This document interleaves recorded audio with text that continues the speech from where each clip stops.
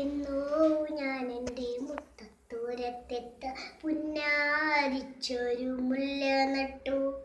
കണ്ണീർ തേക്കി നനച്ചു കിനാവിൻ്റെ പൊൻതൂൽ കൊണ്ടു പന്തലിട്ടു. മിണ്ടാതെത്തിയ കാറ്റൊരു കൗതുകം കൊണ്ടാവള്ളിയിലൊന്നു തൊട്ടു.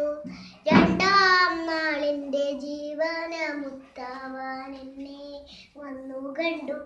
ഇരുട്ടിൻ്റെ കൂട്ടിൽ കൊണ്ടയിട്ടു.